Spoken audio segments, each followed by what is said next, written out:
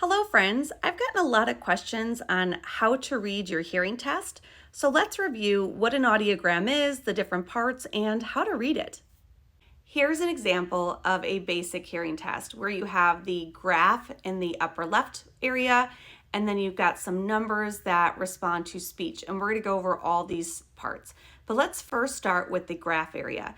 This is representing your ability to hear the beeps. So either raise your hand or press a button when you hear the beeps.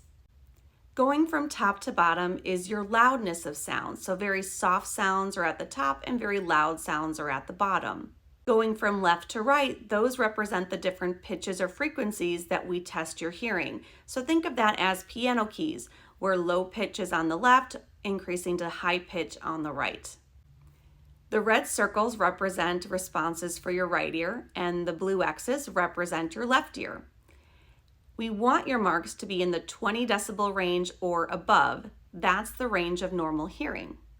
This particular person has normal hearing in the low pitch sounds, sloping to a high frequency hearing loss. When you have a high frequency hearing loss, it is very common for patients to say, I hear people speak, but I don't understand what's being said. And that's because of where the hearing loss is at. In that high pitch range, people are going to have difficulties hearing sounds like the F, S, and TH. So the F, S, and Th sound. Think of the words like pass versus path, nice versus knife, right?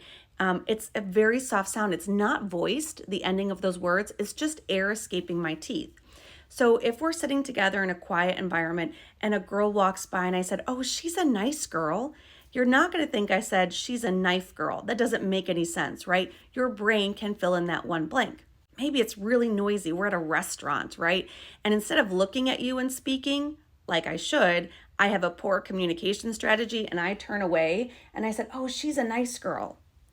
Now you're going to miss the sh and she, the s and is, the s and nice, and you're going to say, what'd you say about that girl? Or you'll just kind of smile and nod and hope it wasn't important, because we've all done that from time to time. But this happens because now there's too many blanks for your brain to fill in and you don't understand what's being said. That's what happens with a high frequency hearing loss.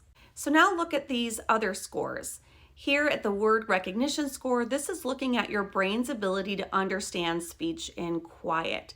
So you're going to hear a recording, typically a man's voice, and he's going to go, say the word door, say the word chair, and you just repeat those words, right? This is in a quiet environment. It is presented at a level loud enough so that you can hear all those pitches and frequencies, and we're looking at how well does your brain understand speech in a quiet environment.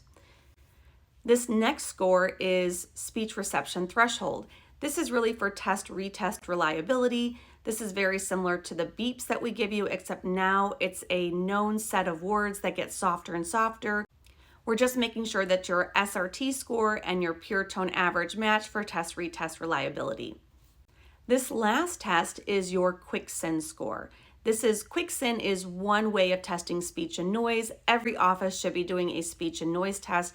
This is looking at how well you understand speech in a noisy environment. We do this because that's one of the number one complaints we get from patients is, I can't hear in a restaurant or in a group of people. Well, we want to know, is it your hearing loss or is it your brain's ability to understand speech in a noisy environment?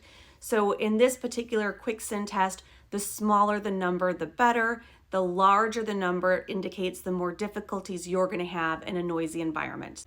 Now you might be thinking, well, if I do really poorly on a quick SIN test, will a hearing aid even help me? What else do I need? And it really depends. Do you have a hearing loss? Then yes, a hearing aid can help you.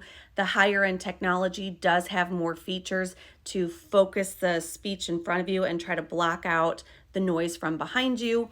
If you have a very high quick SIN score, we're also going to recommend a remote microphone, and that's again to reduce that background noise and really focus on the speech for you.